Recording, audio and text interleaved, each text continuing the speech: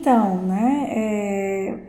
nós vamos aprender hoje sobre um pouquinho sobre o modernismo no Brasil e também no mundo. É importante a gente perceber, primeira coisa que é importante a gente perceber é o contexto histórico.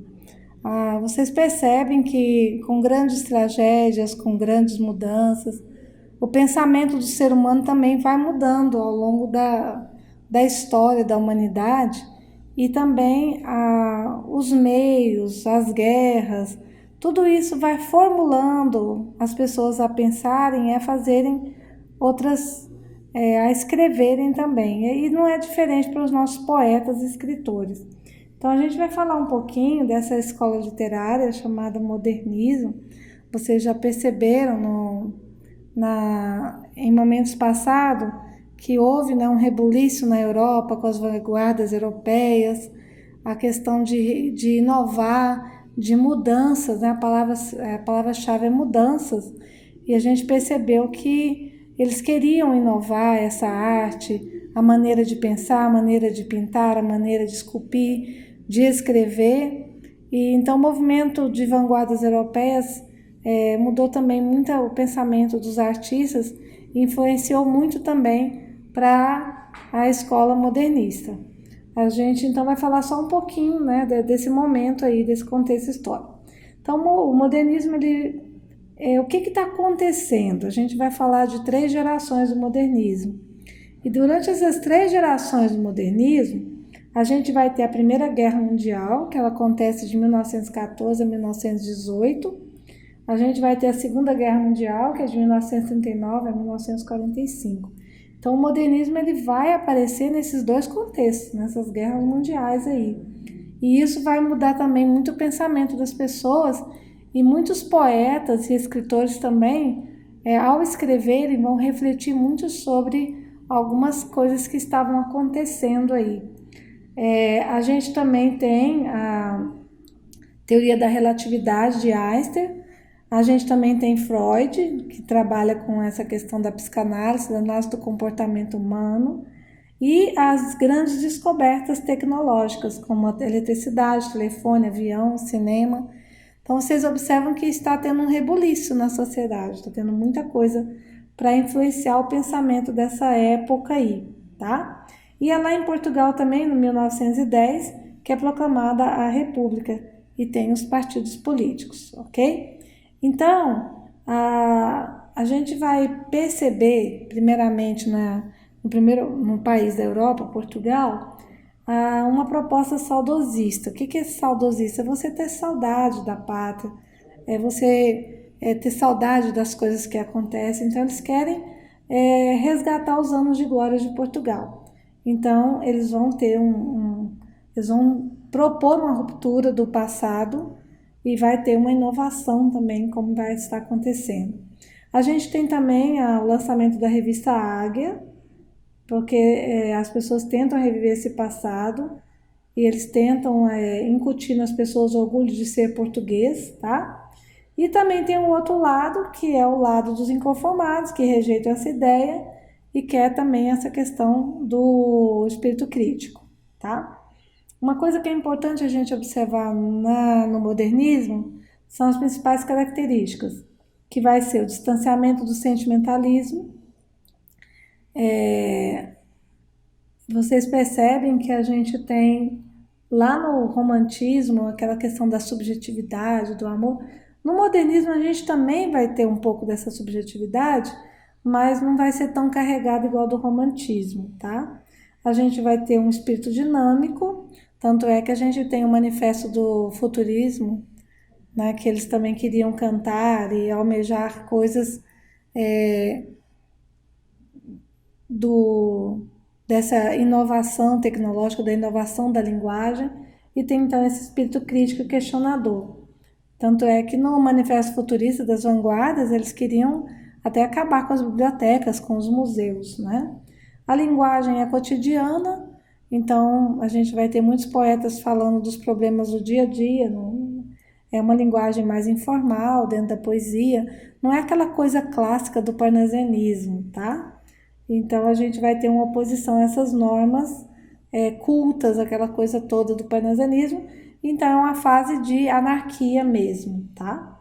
E é essa questão de tentar romper com o parnasianismo, que os parnasianistas eles eram com a escrita formal, com poemas com métricas, com rimas, eles vão perder tudo isso aí e quer uma inovação, tá? Então, o tema principal desse movimento é a liberdade. E aí a gente vai ter aqui no Brasil o primeiro momento para pensar na escola literária é a Semana de Arte Moderna, em que vários poetas, escritores, pintores, como Anita Malfatti, entre outros, eles fazem uma semana de arte moderna. Na realidade não foi uma semana, porque teve um rebuliço muito grande, foram apenas 3 dias, e que nesses 3 dias eles conseguiram mudar muito a mentalidade das pessoas, tá? E a gente teve um grupo como Manuel Bandeira, Mário de Andrade, entre outros poetas que tentavam fazer essa mudança aí. O modernismo, então, vocês estão percebendo que eles buscam por essa liberdade criadora. Com essa liberdade criadora, você não vai ver essas poesias com muita rima, você vai ver versos longos, versos curtos ao mesmo tempo. Eles tiram, por exemplo, uma notícia do jornal e fazem uma poesia, né? Então, vai ser essa questão. O Brasil, então, também vai buscar essa identidade, vai ter muito essa questão do nacionalismo dentro do Brasil. Então, o modernismo, tanto na Europa como no Brasil, resultou nessa quebra de paradigmas. O que é paradigmas? Modelos tradicionais que tinham. Então, eles vão quebrar com esse modelo aí, tá? Então, conforme eu falei para vocês, a primeira coisa que aconteceu no Brasil foi a Semana de Arte Moderna, tá? Então, nessa semana, aconteceu no Teatro Municipal de São Paulo, e nessa semana teve dança, música, poesias, pinturas, e eles tinham uma nova visão aí, tá? Que é importante vocês perceberem aí, ok? Tem uma série na Globo que chama Um Só Coração, lá no YouTube, dá para vocês assistirem quando vocês colocarem Semana de Arte Moderna, um pouquinho do que aconteceu lá. Então a gente vai ter poetas, Manuel Bandeira, por exemplo, ele vai ler o poema Os Sapos, e ele vai comparar os sapos com os parnasianos, que eles eram formais. Então houve muita coisa que aconteceu nessa Semana de Arte Moderna, tá? Quem foi o articulador foi Mário de Andrade, e também o Oswald de Andrade e o de Cavalcante, dentro dessa semana aí. Aqui a gente tem uma imagem para vocês verem como é que foi lá nos jornais, como é que saía essa Semana de Arte Moderna aí. E aqui a gente tem o poema Os Sapos, que eu falei para vocês, né, que é Os Sapos de Manuel Bandeira, que é o seguinte: enfunando os papos, sai da penumbra aos pulos os sapos, a luz os deslumbra, em ronco que a terra, berra o sapo boi, meu pai foi à guerra? Não foi, não foi. O sapo tanoeiro, parnasiano aguado, diz meu cancioneiro é bem martelado. Veja como prima em comer os hiatos, que arte e nunca rimos termos cognatos. O meu verso é bom, frumento sem joio, faço rimas com consoantes de apoio. Vai por 50 anos que lhes dei a norma, reduzir sem danos a forma e a forma. Clame a saparia em críticas céticas, não há mais poesia, mas há artes poéticas. Urra o sapo boi, meu pai foi rei, foi, não foi. Então, gente, vocês estão percebendo que o Manuel Bandeira, ele faz esse poema com rimas. Olha, papos, sapos, penumbra deslumbra, a terra a guerra, fazendo a mesma coisa que os parnasianos faziam. Mas aqui ele faz uma crítica muito grande a essa questão do parnasianismo, e ele chama, né, o Olavo Bilac e os seus companheiros de sapos. E aí o que acontece? Lá no finalzinho do poema, ele fala do poeta modernista, olha lá. Lá fugido ao mundo sem glória e sem fé, no beiral profundo e solitário, que soluças tu transido de frio, sapo cururu da beira do rio. Quer dizer que o sapo cururu aqui da beira do rio, que está sozinho, né? Que é o autor modernista que quer buscar essa inovação, essa mudança aí, tá? Então, o Bandeira, uma das características muito grandes que a gente tem aí dentro da poesia modernista são paródias, tem muitas paródias. E o Bandeira, então, ele critica os parnasianos, ele faz esses traços de humor, né? E ele faz, então, poemas que são poemas piadas, que vocês vão perceber muito nessas características aí. Aqui a gente tem um poema piada, olha lá. A gente tem um poema do Gonçalves Dias, Minha Terra Tem Palmeiras. Lembra desse poema? Gonçalves Dias, lá do Romantismo.